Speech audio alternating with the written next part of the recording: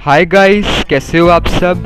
मैं हूं आपका होस्ट और दोस्त ईशान महेश्वरी और आप सभी का स्वागत है मेरे यूट्यूब चैनल ईएम मैथमेटिक्स पर।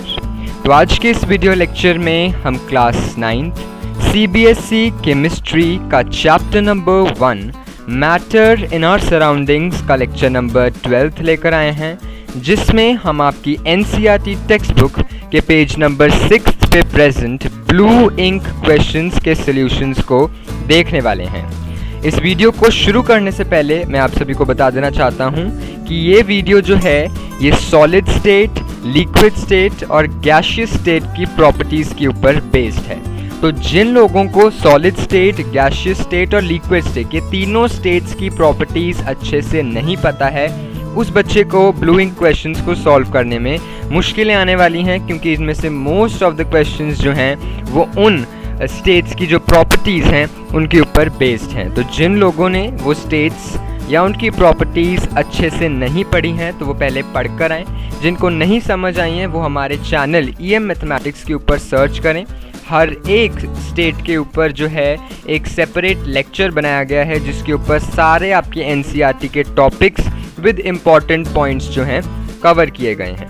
और इस वीडियो को शुरू करने से पहले मैं आपको ये भी बता देना चाहता हूँ कि ये वीडियो काफ़ी लेंदी जाने वाली है, क्योंकि ब्लू इंक क्वेश्चंस थोड़े ज़्यादा हैं और उनको एक्सप्लेन करने में, ताकि आपको ये हमेशा के लिए याद रहें और समझ आ जाएं, थोड़ा टाइम यूटिलाइज होगा। तो आई होप आप इतनी जो है कोऑपरेशन मेरे साथ दे सकेंगे, अगर आप चाहते हैं कि आपको ये ब्लू इंक क्वेश्चंस सारे के सारे अच्छे से समझ में आ जाएं। ये ब्लू इंक क्वेश्चंस काफ़ी इंपॉर्टेंट हैं। इनमें 2 से 3 क्वेश्चंस तो इतने इंपॉर्टेंट है जिनके चांसेस किसी भी, चाहे वो एमसीक्यू टेस्ट हो, चाहे वो रिटन टेस्ट हो, वहाँ पे और फ्यूचर क्लासेस में यूज़ होने वाले हैं। तो जिन लोगों ने अभी तक इस चैनल को सब्सक्राइब नहीं किया है वो प्लीज़ इस चैनल को सब्सक्राइब करें और बेल आइकन को दबाएं, ताकि आप मेरे लेटेस्ट वीडियो अपडेट्स जल्द से जल्द देख सकें। साथ ही साथ मैं आपको ये भी बता देना चाहता हूँ कि इस लेक्चर के यानी matter in our surroundings lecture number 12 के जो पीडीएफ नोट्स हैं, जो सेम चीज़ आपके सामने डिस्प्ले हो रही है, अगर वही सेम चीज़ आपको पीडीएफ फॉर्म में चाहिए तो उसका लिंक डिस्क्रिप्शन में अवेलेबल है। आप वहाँ पे जाके इसे डाउनलोड कर सकते हैं और यूटिलाइज कर सकते हैं। तो बिना किसी टाइम के जिन लोगों को खुद से नोट्स बनाने हैं वो नोटबुक और पेन निकाल लें और हेडिंग दे दें matter in our surroundings 12 blue ink questions page 6 NCERT. तो ब्लू इंक क्वेश्चंस का जो पहला क्वेश्चन है वो है the mass per unit volume of a substance is called density. Now you are supposed to arrange the following in the order of increasing density: air, exhaust from chimneys, honey, water, chalk, cotton and iron. तो ये आपको सबसे पहले information दे रहे हैं density के बारे में। हालांकि सॉलिड स्टेट, लिक्विड स्टेट और गैसियस स्टेट के लेक्चर्स में मैंने आपको डेंसिटी के बारे में बताया हुआ है, बट फिर भी ये क्वेश्चन में आपको पहले से ही बता रहे हैं कि डेंसिटी की डेफिनेशन है मास पर यूनिट वॉल्यूम। तो आपको निम्नलिखित चीज़ें यानी air, exhaust from chimneys, honey, water, chalk, cotton and iron, उनको इंक्रीजिंग डेंसिटी के ऑर्डर में अरेंज करना है, बढ़ते हुए क्रम में अरेंज करना है। तो इसके आंसर से पहले इसके पीछे की जो एक्सप्लेनेशन है, हम सबसे पहले उस एक्सप्लेनेशन पे जानते हैं। तो एक्सप्लेनेशन ये है कि डेंसिटी होती है मास अपॉन वॉल्यूम। तो डेंसिटी जो होती है वो डायरेक्टली प्रोपोर्शनल होती है मास के और इन्वर्सली प्रोपोर्शनल होती है वॉल्यूम के। कहने का मतलब है, आपने क्लास 8 में पढ़ा होगा डायरेक्ट एंड इन्वर्स प्रोपोर्शंस, कि अगर आप डेंसिटी बढ़ाओगे तो मास बढ़ेगा, या फिर ये कह सकते हैं कि अगर मास को बढ़ाओगे तो डेंसिटी बढ़ेगी, और दूसरा अगर आप वॉल्यूम को घटाओगे तो डेंसिटी बढ़ेगी, या अगर आप डेंसिटी को बढ़ाओगे तो वॉल्यूम जो है वो घटेगी।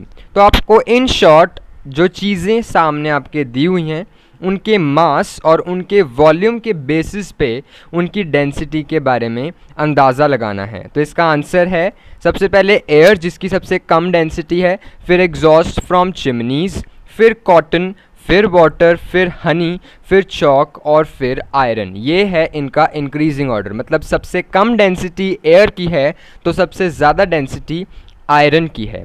अब ये कैसे? आप सभी को पता है डेंसिटी मास अपॉन वॉल्यूम है, density directly proportional to mass है और इन्वर्सली प्रोपोर्शनल टू वॉल्यूम है। अगर आप एक सपोज करो एक कमरे को ही मान लो, ये कमरा जो है आपका आयरन है, तो अगर आप इस कमरे को लेते हो तो ये आयरन हो गया, इसकी वॉल्यूम कितनी हो गई? इस कमरे के वॉल्यूम के बराबर जिस कमरे में आप बैठे हो। मेक श्योर कि वो कमरा हर जगह से बंद हो, मतलब उसमें कोई भी कहीं से भी जाने की जो है जगह नहीं अवेलेबल है। तो सपोज करो आयरन का कमरा है, आयरन ब्लॉक हो गया, तो इसका वॉल्यूम जो है वो कमरे के वॉल्यूम के बराबर हो गया।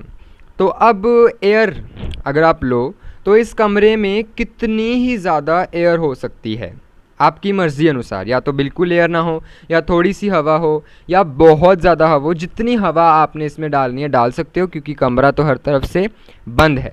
तो अगर आप दोनों की वॉल्यूम को कंपेयर करोगे तो आपको नज़र आएगा कि एयर की जो वॉल्यूम है उस कमरे में प्रेजेंट वो काफ़ी ज़्यादा है उस कमरे की वॉल्यूम से। अगर इसे छोटे लेवल पे आपने एग्जाम्पल को देखना है तो अगर आप अपने लेफ़्ट हैंड में एक चॉक का पीस रखते हो और राइट हैंड में उसी के बराबर, उसी चॉक के पीस के बराबर मास का या वेट का अगर आप पानी रखते हो, तो आप देखोगे कि चॉक का जो पीस है उसकी वॉल्यूम, बिल्कुल छोटा सा चॉक है, उसके पीस की जो वॉल्यूम है वो बहुत ज़्यादा कम होगी जो पानी आपने लिया है। तो आप सबको पता है कि जिसकी वॉल्यूम कम उसकी डेंसिटी ज़्यादा। क्यों? क्योंकि डेंसिटी जो है वो इन्वर्सली प्रोपोर्शनल है वॉल्यूम के। इसका मतलब चॉक के वॉल्यूम कम तो उसकी डेंसिटी ज़्यादा, वाटर की वॉल्यूम ज़्यादा तो उसकी डेंसिटी कम, इसलिए चॉक को हमने वाटर से आगे रखा है। अब इन शॉर्ट अगर आप बारी बारी ऐसे देखोगे कि हाँ मैंने इसको इस हाथ में रख लिया, इसको इस हाथ में रख लिया, तो कौन सा ज़्यादा हो गया? इन शॉर्ट जो है आपको एक सिंपल सी चीज़ याद रखनी है और वो ये है कि सॉलिड्स की डेंसिटी जो होती है वो सबसे ज़्यादा होती है, उसके बाद दूसरे नंबर पे आते हैं लिक्विड्स और फिर लास्ट में आती हैं गैसेस। तो गैसेस की जो डेंसिटी होती है वो सबसे कम होती है और सॉलिड्स की जो डेंसिटी होती है वो सबसे ज़्यादा होती है। इसीलिए हमने आयरन को ज़्यादा रखा, फिर चॉक को रखा, फिर हनी जो कि लिक्विड्स में आता है, वाटर, फिर कॉटन, फिर एग्जॉस्ट फ्रॉम चिमनीज़ और एयर। अगर आप इन सबको वैसे कंपेयर करोगे डेंसिटी वाइज तो आपको इनके पीछे का आंसर जो है वो मिल जाएगा। अगर इन सबको आप इक्वल वेट का लोगे और इनके वॉल्यूम्स को कंपेयर करोगे तो आयरन की वॉल्यूम सबसे कम आएगी और एयर की वॉल्यूम सबसे ज़्यादा आने वाली है। तो आई होप डेंसिटी के बारे में आपने कैसे पता लगाना है वो सभी मेथड्स मैंने आपको बता दिए हैं। चाहे तो आप ये याद रख लो कि सॉलिड्स, फिर लिक्विड्स, फिर गैसेस। अगर आपको कहीं प्रॉब्लम आ जाए, जैसे कॉटन आ गया इधर उधर, या फिर आपको प्रॉब्लम आ जाए एग्जॉस्ट फ्रॉम चिमनीज, आपको नहीं समझ में आ रहा आपने गैसेस में रखना है, लिक्विड्स में रखना है, सॉलिड्स में रखना है, तो आप ये वाला मेथड यूज़ कर सकते हो कि एक हाथ में हमने इसको रख लिया, दूसरे में इसको रख लिया। इमेजिनेशन है सब, तो सोचना है कि किसका वॉल्यूम ज़्यादा होगा। जिसका वॉल्यूम ज़्यादा उसकी डेंसिटी कम, जिसका वॉल्यूम कम उसकी डेंसिटी ज़्यादा। तो इसी के साथ ये क्वेश्चन ख़त्म होता है। आपके सामने जो आंसर है वो ही सेम आंसर उसी तरीके से, arranging substances in their increasing orders of density, air, exhaust from chimneys, इनके बीच में जो ये साइन लगा है लेस देन का, ग्रेटर देन का, जो भी है वो आपने सेम टू सेम लिखना है। तो आपको जो एग्जामिनर है एग्ज़ाम में आपको फुल मार्क्स दे देगा इस क्वेश्चन के। अब हम चलते हैं सेकेंड क्वेश्चन के ऊपर और वो है टैब्यूलेट। सेकेंड क्वेश्चन के दो पार्ट्स हैं। सबसे पहला पार्ट है you are supposed to tabulate the differences in the characteristics of matter, और दूसरा है कि आपको कमेंट करना है फॉलोइंग चीज़ों के ऊपर। रिजिडिटी क्या होती है, compressibility, fluidity, filling a gas container, फिर शेप, काइनेटिक एनर्जी, डेंसिटी, इन सब चीज़ों के बारे में आपने कमेंट करना है, मतलब इन सब चीज़ों के बारे में आपने लिखना है। तो सबसे पहले हम चलते हैं tabulate the differences in the characteristics of matter. सबसे पहले हमें डिफरेंसेस लिखना है मैटर के कैरेक्टरिस्टिक्स के ऊपर। इन शॉर्ट हमें कह रहे हैं कि मैटर जितने भी टाइप्स के हैं उन सब टाइप्स के बीच की जो डिफरेंसेस हैं वो आपने एक टेबल के फॉर्म में लिख देनी है। तो हमारे सामने एक टेबल है बहुत ज़बरदस्त सा बना हुआ, इसमें आपका तीनों स्टेट्स जो हमने पढ़ी हैं यानी solid state, liquid state, gaseous state ये प्रेजेंट है और साथ ही साथ इनकी प्रॉपर्टीज़ प्रेजेंट हैं। आप सबको प्रॉपर्टीज़ याद होंगी तो ही ये टेबल आप बना पाओगे। तो आपने इस टेबल में इनके कुछ 5 जो हैं वो डिफरेंसेस लिख देने, क्योंकि जो क्वेश्चन है आपका वो मैक्सिमम 5 मार्क्स का आ सकता है, तो 5 पॉइंट्स इनफ रहेंगे, उससे ज़्यादा आपको लर्न करने की ज़रूरत नहीं है। तो पहला पॉइंट देखते हैं। सबसे पहले आप सभी को पता है कि सॉलिड्स की जो शेप होती है और वॉल्यूम होती है वो फिक्स्ड होती है, जबकि लिक्विड की शेप जो होती है वो फिक्स्ड नहीं होती, वॉल्यूम फिक्स्ड होती है, और गैसेस का कुछ भी फिक्स्ड नहीं होता, ना ही शेप ना ही वॉल्यूम। लिक्विड जो है वो जिस वेसल में डाल दो उसी की शेप जो है वो अटेन कर लेता है, और सेम है हमारे पास केस गैसेस का। तो फर्स्ट पॉइंट हो गया शेप और वॉल्यूम से रिलेटेड। अगर आप चाहो तो इसे अलग अलग पॉइंट भी बना सकते हो, आप चाहो तो इसे शेप का पॉइंट अलग और वॉल्यूम का पॉइंट अलग बना सकते हो, तो ये 2 अलग अलग पॉइंट्स बन जाएंगे अगर आपके पास पॉइंट्स की कमी पड़ जाती है तो, नहीं तो आपको वैसे याद होना चाहिए। दूसरा है इनकम्प्रेसिबिलिटी या कंप्रेसिबिलिटी। तो गैस सॉलिड्स स्टेट जो हैं वो नेग्लिजिबली कंप्रेस किए जा सकते हैं, बहुत ही कम प्रेस होते हैं। लिक्विड्स जो हैं वो काफ़ी एक्सटेंट तक कंप्रेस किए जा सकते हैं, दबाए जा सकते हैं, जबकि गैसेस जो हैं वो ईजिली दबाए जा सकते हैं। जैसे आपके घरों में LPG और CNG जो गैस सिलेंडर्स में गैस आती है वो कंप्रेस करके भरी हुई होती है। फॉर एग्जांपल आपके जो कोल्ड ड्रिंक्स हैं उसके अंदर कार्बन डाइऑक्साइड भी कंप्रेस करी होती है ताकि वो बाहर ना लेकर जाए, इसलिए उसे कंप्रेस किया जाता है आपकी कोल्ड ड्रिंक बॉटल्स में, तभी आपको जो है कोल्ड ड्रिंक का टेस्ट इतना बढ़िया लगता है। तीसरा है there is a little space between the particles of solid. तो सॉलिड के जो पार्टिकल्स होते हैं, जो इंटरमॉलिक्यूलर पार्टिकल्स होते हैं उसके सॉलिड्स के, उनके बीच में स्पेस बहुत कम होती है, बहुत ही जैसे बाज़ारों में भीड़ होती है वैसे इन पार्टिकल्स के बीच में भीड़ मची होती है। लिक्विड्स में भीड़ थोड़ी कम होती है, इसलिए these particles have a greater space between them. और गैसेस में तो पार्टिकल्स के बीच में इतनी ज़्यादा स्पेस होती है कि वो खुद आराम से कोई भी एक्टिविटी जो है वो कर सकते हैं। तो यही एक बहुत बड़ा पॉइंट ऑफ डिफरेंस हो गया कि there is little space between the particles of a solid. These particles have a greater space between them, and for the gaseous state we have the particles have greatest space between them. Next we have is the force of attraction. तो solids में particles काफ़ी ज़्यादा पास होते हैं, इसका मतलब हम कह सकते हैं कि इनके बीच की जो फोर्स ऑफ अट्रैक्शन है वो बहुत ज़्यादा ज़बरदस्त है। लिक्विड्स में फोर्स ऑफ अट्रैक्शन थोड़ी सी कम है और गैसेस में फोर्स ऑफ अट्रैक्शन बहुत ही ज़्यादा कम है। तो सबसे ज़्यादा फोर्स ऑफ अट्रैक्शन हो गई सॉलिड्स में, उसके बाद लिक्विड में फोर्स ऑफ अट्रैक्शन जो वो सॉलिड्स से कम है, और गैसेस में जो फोर्स ऑफ अट्रैक्शन है वो सबसे ज़्यादा कम है। ये सब आपने समझा होगा जब आपने सॉलिड स्टेट, लिक्विड स्टेट और गैसियस स्टेट की प्रॉपर्टीज़ पढ़ी होंगी। तभी मैंने कहा था कि प्रॉपर्टीज़ पढ़ के आना, तभी आपको जो हैं ये क्वेश्चंस इजीली आपको सॉल्व हो पाएंगे। 5th पॉइंट है particles of solid can not move freely. मैंने बताया कि इनके जैसे बाज़ार में बहुत ज़्यादा भीड़ होती है उस तरीके से पार्टिकल्स रखे होते हैं। तो जैसे बाज़ार में अगर बहुत ज़्यादा भीड़ कर दो आप तो आपका हिलना डुलना मुश्किल हो सकता है, वैसे ही ये सॉलिड्स के पार्टिकल्स के साथ भी। पर लिक्विड में थोड़ी थोड़ी स्पेस होती है, इससे थोड़ा बहुत वो अपने हाथ पैर हिला सकते हैं, और गैसेस में तो इतनी ज़्यादा स्पेस होती है भाग भी सकते हैं। तो इसलिए particles of solid can not move freely, और उसके बाद particles of liquid can move freely, और गैसेस के पार्टिकल तो ऐसे हैं कि they can move continuously, they can move in a random motion. तो ये था हमारे 5 points of differences. I don't think so कुछ डिफ़िकल्ट था इस क्वेश्चन में, बस आपको जो सारी प्रॉपर्टीज़ हैं वो याद होनी चाहिए, तभी आप तुरंत की तुरंत 5 से 6 डिफरेंसेस अपने आप स्टेट्स के बीच में लिख सकते हो। तो बी पार्ट है सेकंड क्वेश्चन का कि आपको कुछ चीज़ों के ऊपर कमेंट करना है, और वो चीज़ें हैं रिजिडिटी सबसे पहली। तो रिजिडिटी हमने क्या समझा था कि जो सॉलिड्स होते हैं वो रिजिड होते हैं। क्यों? क्योंकि वो अपनी शेप बदलते नहीं हैं, चाहे उनके ऊपर आप थोड़ा सा फोर्स भी लगा दो तो। फॉर एग्जांपल जिस चेयर के ऊपर आप बैठे हो, जिस बेड के ऊपर आप सोते हो, तो आप ऑब्वियसली जब सोते हो तो थोड़ा बहुत फोर्स लगाते हो, और उस फोर्स के बावजूद भी क्या चेयर अपनी शेप बदल लेता है? नहीं।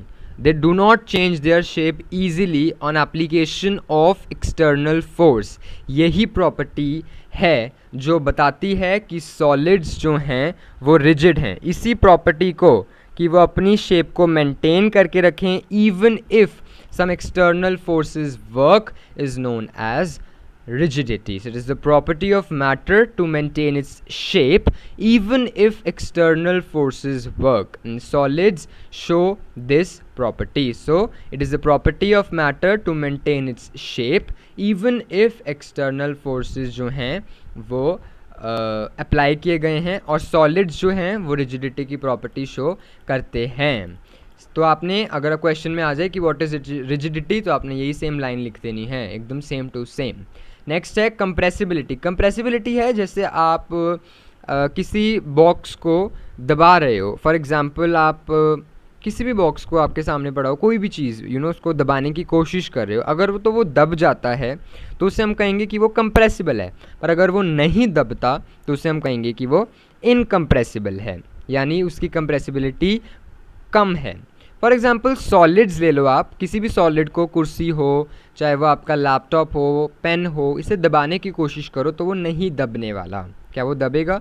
नहीं दबने वाला. इसलिए सॉलिड्स को हम कहते हैं कि वो नेग्लिजिबली कंप्रेसिबल हैं. जबकि आप लिक्विड या गैस को कंप्रेस करो, जैसे मैंने फिर से एग्जांपल दूंगा, CNG, LPG, गैस सिलेंडर्स जो आपके घर में आते हैं, या कोल्ड ड्रिंक्स के अंदर जो कार्बन डाइऑक्साइड होती है वो दबाई हुई होती है. तो इसलिए compressibility is the property of matter to allow the decrease in volume under high pressure. Gases show this property. तो क्या है, मैटर के ऊपर जब हम प्रेशर लगाते हैं ज़्यादा वाला और उसकी वॉल्यूम उससे डिक्रीज़ हो जाती है, तो उस प्रॉपर्टी को हम कहते हैं कंप्रेसिबिलिटी. फॉर एग्ज़ाम्पल जब आपने गैस को ज़बरदस्ती सिलेंडर के अंदर भरा बहुत ज़्यादा, तो उसकी वॉल्यूम जो थी, जितनी भरी जानी थी उससे काफ़ी ज़्यादा भर दिया आपने, मतलब उसकी वॉल्यूम आपने कम कर दी. गैस की वॉल्यूम काफ़ी ज़्यादा भरी जानी थी, बहुत ज़्यादा भरी जानी थी, बट आपने और ज़्यादा भर भर के उसकी जो वॉल्यूम थी उसके अंदर जाने वाली वो कम कर दी. तो इसका मतलब जो है, आपने उसकी वॉल्यूम को डिक्रीज़ कर दिया उसके ऊपर प्रेशर लगा के. आप ले सकते हैं एक एग्जांपल स्पॉन्ज का. जब आप स्पॉन्ज को सिंपल रखते हैं तो उसकी कुछ ना कुछ वॉल्यूम होती है, बट जब आप उसको दबाते हैं, इसका मतलब आपने उसकी हाइट जो है वो कम कर दी. इसका मतलब आपने ऑटोमेटिकली उसकी वॉल्यूम क्या होता है, वॉल्यूम होता है किसी भी क्यूबॉइड का length into breadth into height. जब आपने हाइट कम कर दी तो वॉल्यूम भी कम होगी. तो इस प्रॉपर्टी की वजह से, जिसमें हम हाई प्रेशर लगाने की मदद से वॉल्यूम को डिक्रीज़ कर सकते हैं, तो इस प्रॉपर्टी को हम कहते हैं कंप्रेसिबिलिटी. और गैसेस जो है वो सबसे ज़्यादा कंप्रेसिबल होती हैं, सबसे ज़्यादा प्रॉपर्टी जो है कंप्रेसिबिलिटी की शो करती हैं. तो क्वेश्चन अगर आए तो यही सेम जो आपके सामने है वो आपने लिख देना है. नेक्स्ट है फ्लूइडिटी. ये तो बहुत ईजी है, इसमें कुछ समझने को है ही नहीं. द टेंडेंसी टू फ्लो करने की क्षमता और फ्लो करते करते अपनी शेप बदलने की क्षमता को फ्लूइडिटी कहते हैं. अगर आप कोई फॉर एग्जांपल अपना फ़ोन नीचे गिराते हो, वैसे अब गिरा मत देना, अगर गिराते हो तो आप देखोगे कि फ़ोन क्या बह जाता है. बट वहीं अगर आप पानी नीचे गिरा दोगे तो पानी जो है वो बह जाएगा, जितनी दूर तक जाना चाहेगा चला जाएगा, उसके बाद जब रुकना होगा तब रुक जाएगा. और जैसे जैसे पानी फ्लो करता जाएगा वो कोई अलग अलग शेप जो है वो अपनी फॉर्म करता जाएगा. तो यही है प्रॉपर्टी फ्लूइडिटी की, एक तो फ्लो करना और साथ ही साथ फ्लो करते करते अपनी शेप को बदलना. इसे हम कहेंगे fluidity. It is a property of a substance to easily flow and allow change in its shape under external forces. This property is exhibited by both liquids and gases. तो दोनों liquids और gases जो हैं वो fluids हैं, fluidity की property जो है, फ्लो करने की प्रॉपर्टी जो है शो करते हैं. नेक्स्ट है filling a gas container. Gas container को फिल करना. देखो हमें पता है, अभी हमने ऊपर कंप्रेसिबिलिटी में पढ़ा कि गैसेस जो हैं वो हाईली कंप्रेसिबल होती है. जब वो बहुत ज़्यादा कंप्रेसिबल होती हैं, मतलब वो दब जाती हैं, तो हम उन्हें दबा के किसी कंटेनर के अंदर भर सकते हैं.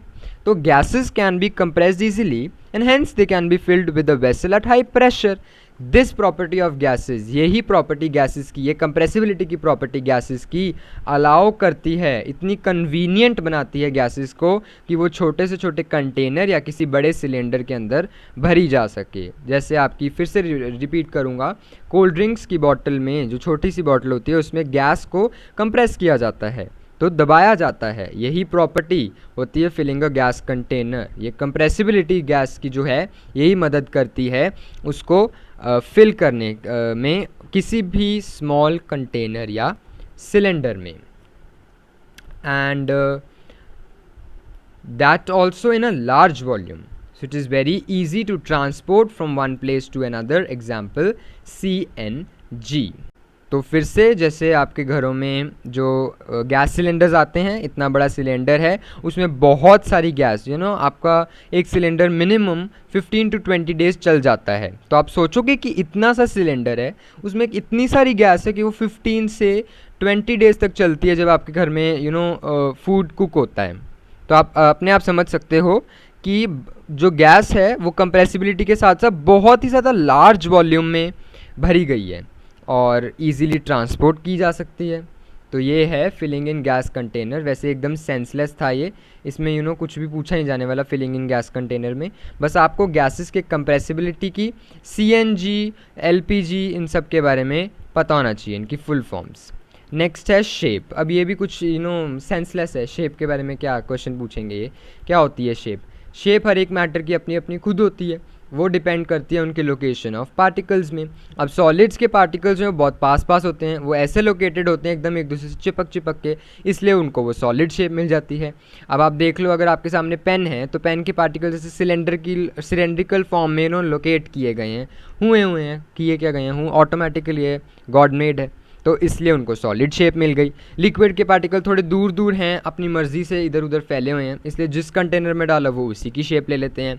गैसेस के भी सेम केस है, इसलिए शेप के बारे में ज़्यादा पढ़ने की मेरे हिसाब से तो ज़रूरत है नहीं। बाकी मैं आपको फिर भी पढ़ाऊँगा तो ऑब्वियसली बात है ही है, बट एग्ज़ाम के पॉइंट ऑफ व्यू से शेप और फिलिंग अ गैस कंटेनर जो है ये इंपॉर्टेंट नहीं है। आपको सिर्फ गैस की कंप्रेसिबिलिटी, इन शॉर्ट आपको सॉलिड, लिक्विड और गैसेस तीनों की जो प्रॉपर्टीज़ हैं वो अच्छे से आनी चाहिए। तो शेप है according to the type of matter, shape differs. Matter के ऊपर डिपेंड करती है शेप, और किसके ऊपर डिपेंड करती है? दूसरी चीज़, लोकेशन ऑफ पार्टिकल्स पे। सॉलिड की जो होती है डेफिनाइट शेप होती है, लिक्विड जो हैं वो शेप एक्वायर करते हैं कंटेनर की, और गैसेस की एज सच कोई भी शेप नहीं होती है। So according to the type of matter, shape differs depending upon the location of particles. Like solids have a definite shape, while liquids acquire the shape of the container, and gases as such don't have any shape. तो ये था shape के बारे में। Next हम जाते हैं kinetic energy के बारे में। काइनेटिक एनर्जी के बारे में हम ऑलरेडी पढ़ चुके हैं characteristics of particles of matter में, बट फिर से आपको अच्छे से अब यहाँ पे काइनेटिक एनर्जी बताऊँगा। इम्पॉर्टेंट है ये, one of the important term है जो यूज़ हुई है। काइनेटिक एनर्जी एक ऐसी एनर्जी होती है, वैसे तो आप फिज़िक्स में पढ़ोगे इसको डीप में, बट केमिस्ट्री के पॉइंट ऑफ व्यू से मैं आपको समझा देता हूँ कि काइनेटिक एनर्जी एक ऐसी एनर्जी होती है जो सिर्फ उन्हीं पार्टिकल्स के पास होती है जो मोशन में हैं।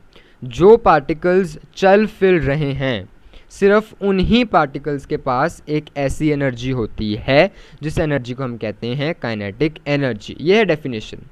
It is a kind of energy which is present in an object when it is under motion, as the particles of that object are continuously moving, therefore matter has kinetic energy.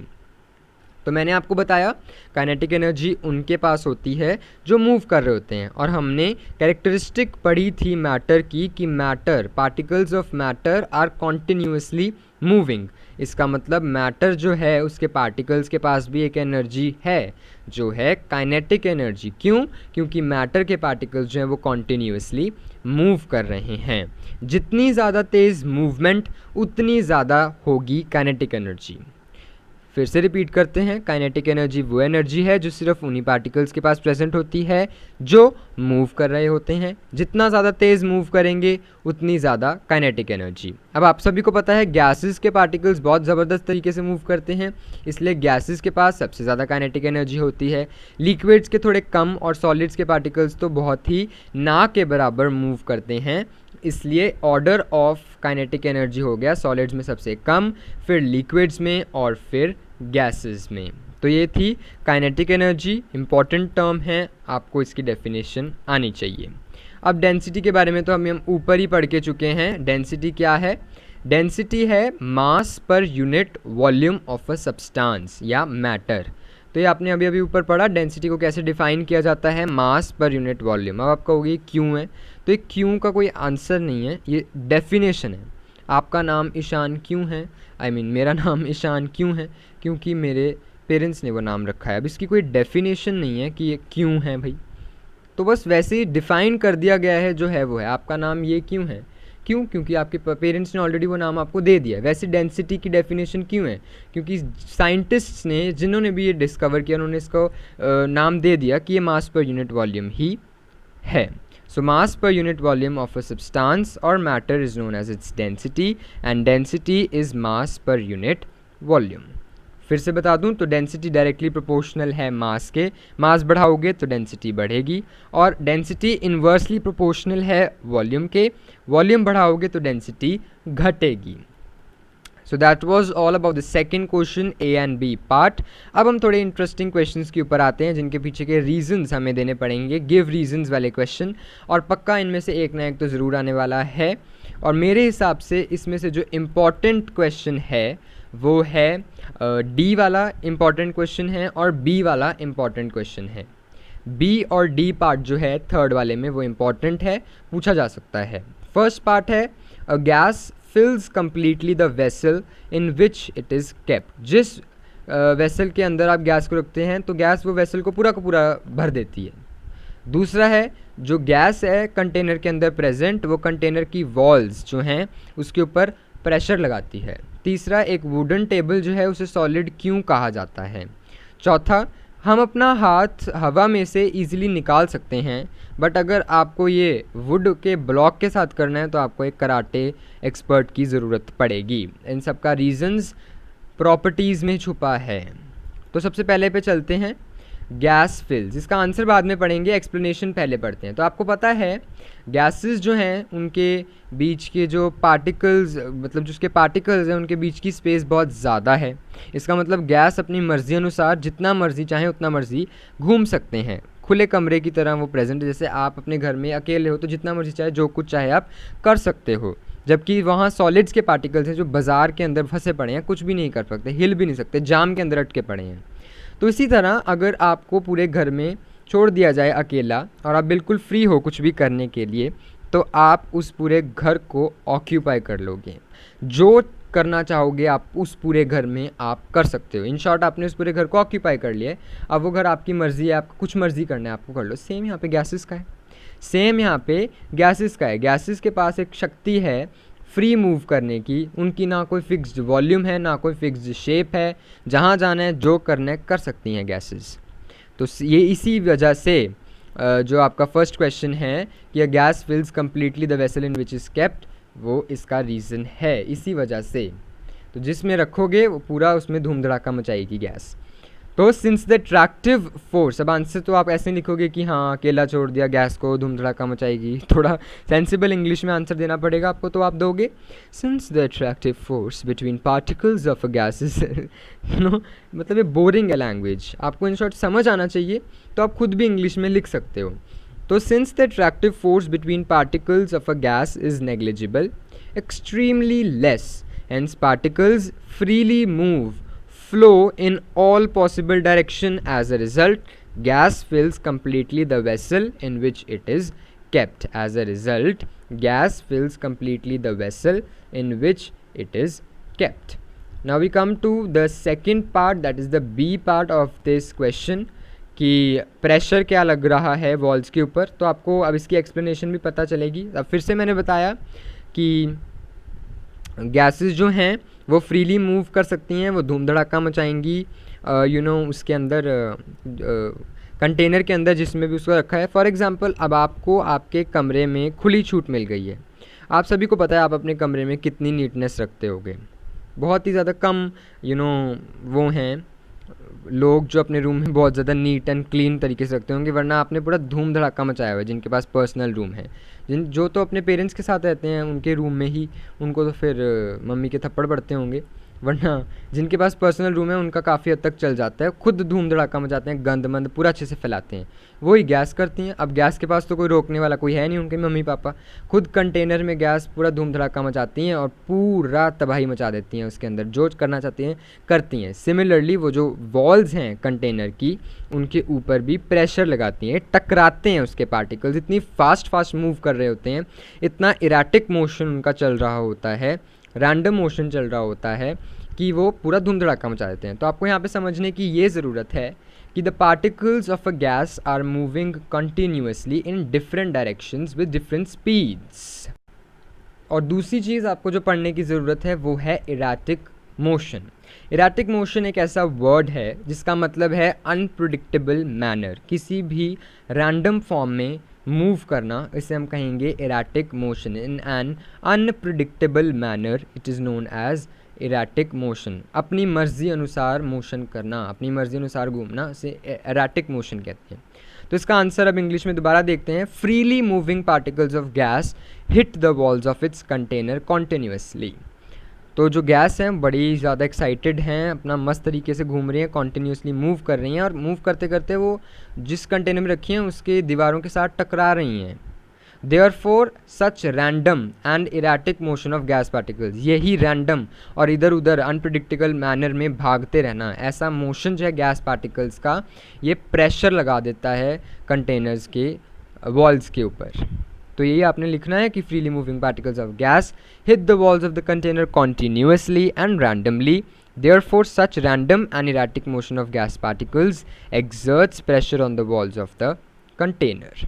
Now we come to the third कि wooden table जो है वो solid क्यों है। इसका तो simple सा reason है क्योंकि वो सॉलिड की सारी प्रॉपर्टीज़ फॉलो करता है। एक्सप्लेनेशन देख लो, प्रॉपर्टीज़ ऑफ सॉलिड स्टेट सारी फॉलो करता है। डेफिनाइट शेप है, डेफिनाइट वॉल्यूम है, कंप्रेसिबिलिटी बिल्कुल ना के बराबर है, रिजिड भी है, और बहुत सारी चीज़ें ये सॉलिड्स की जो प्रॉपर्टीज़ है वो फॉलो करता है, इसलिए वुडन ब्लॉक जो है वो है एक solid.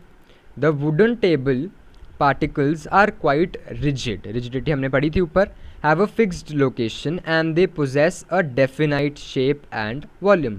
Due to all these properties we should call a wooden table a solid substance. इन्हीं सब properties की मदद से, इन्हीं सब properties की वजह से हमें wooden table को solid substance की गिनती में गिनना चाहिए। क्यों? क्योंकि वो solids की सारी properties जो हैं वो follow करते हैं।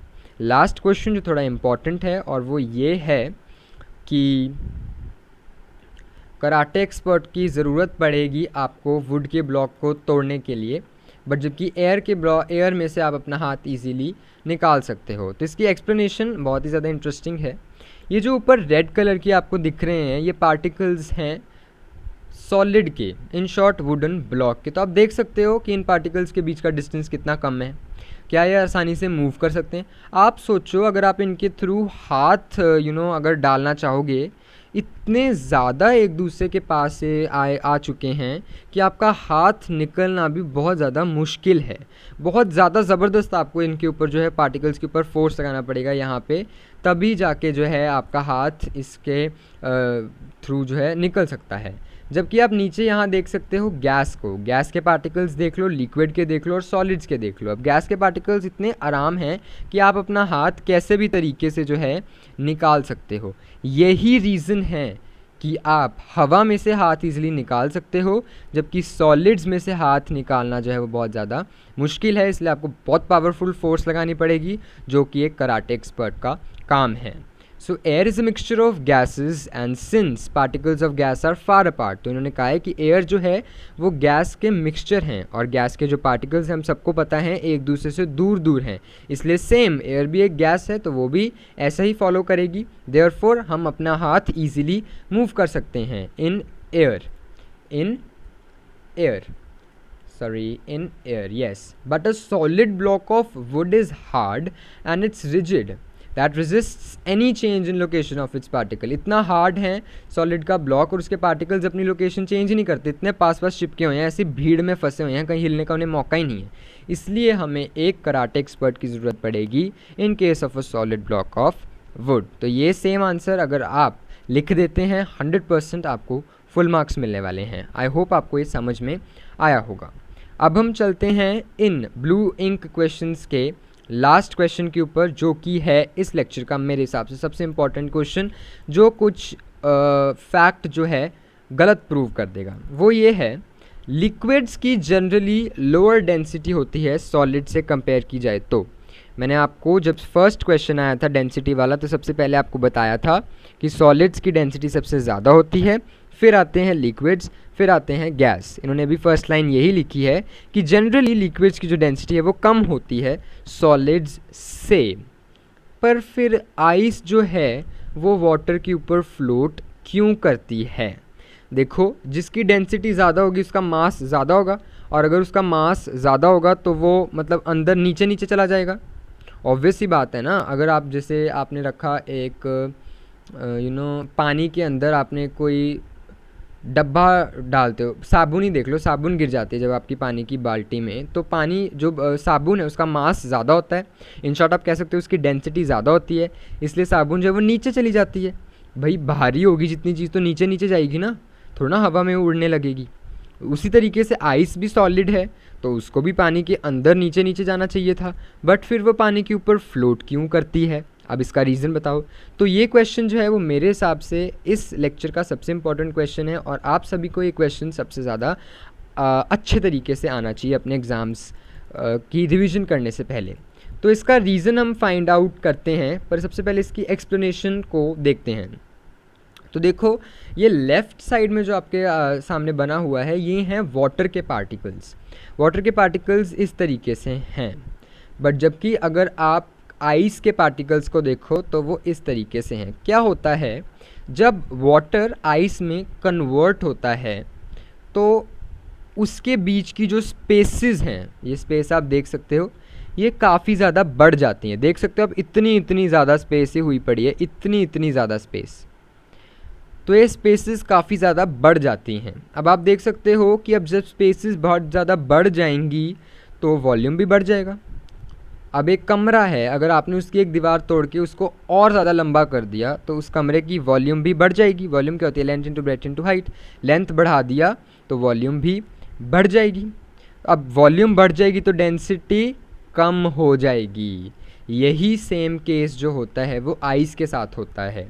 जब वाटर से आइस में कन्वर्ट किया जाता है, आइस के पार्टिकल्स के बीच की जो स्पेस है वो और ज़्यादा बढ़ जाती है, हेंस जो वॉल्यूम है और ज़्यादा बढ़ जाती है, और वॉल्यूम बढ़ने से उसकी डेंसिटी जो है वो कम हो जाती है। तो अब आइस की डेंसिटी वाटर से कम हो चुकी है। अब क्योंकि वाटर की डेंसिटी ज़्यादा है इसलिए वाटर रहेगा नीचे, और आइस की डेंसिटी कम है इसलिए आइस रहेगी ऊपर। इसलिए आइस जो है वो वाटर के ऊपर फ्लोट करती है। तो ये एक एक्सेप्शन है सबसे बड़ी, कि हर बारी सॉलिड्स की डेंसिटी ज़्यादा नहीं होती। एक आइस भी ऐसा सब्सटेंस है जिसकी डेंसिटी लिक्विड्स से कम है।